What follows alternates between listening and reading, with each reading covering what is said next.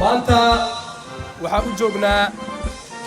konton iyo sagaal guuradii ka soo wareegatay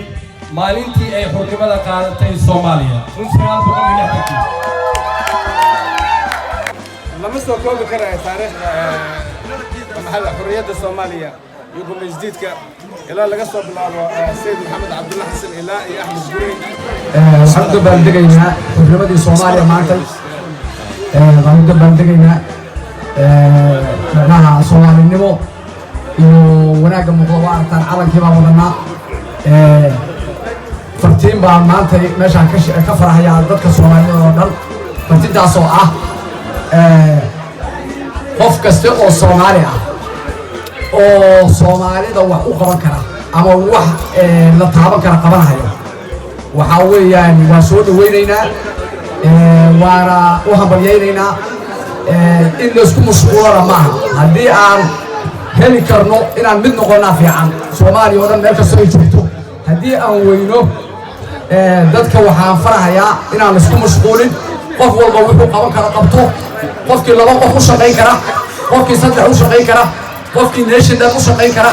uu shaqeeyo waan ku soo dhaweynaynaa qofkii community u shaqeeya qofkii masaajid u shaqeeya qof walba oo shaqeeya wax soo dhaweynaa ka qaadanay isticmaalka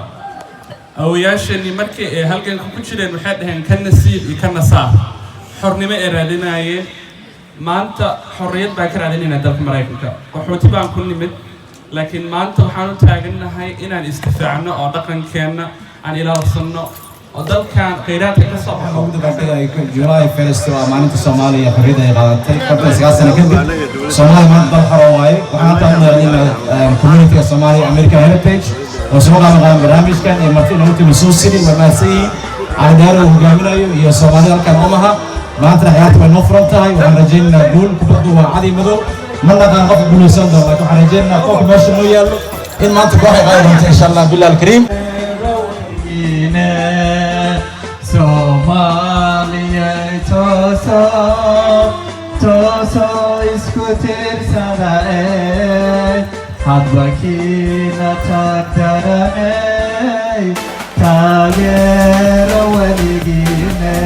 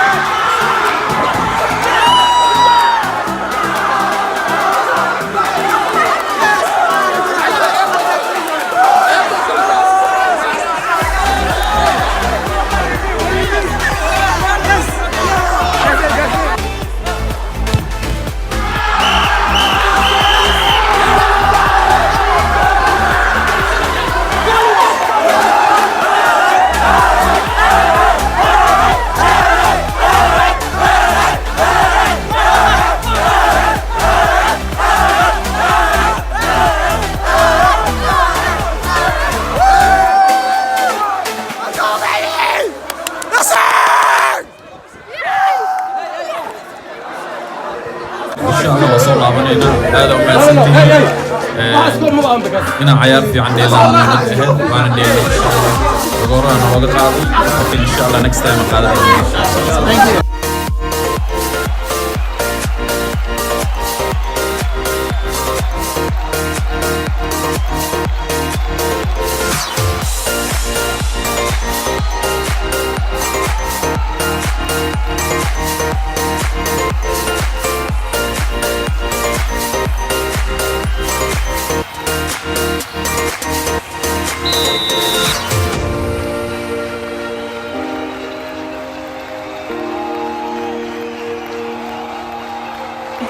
هذا هو فرح ستاي I'm so happy عدك حتى يقولون موجودين يا المها they're fucking mentality giants are here. These kids are mentality giants my nigga. لاعبين تومها. What are you talking about? Under 15 undefeated. waxaan rajeynayaa in ciyaartiina aad sii kordhisaan insha Allah mustaqbalka waxaan ku codsanayaa inaad dadaashaan si aan mustaqbalka dambe aan u gaarno Ohio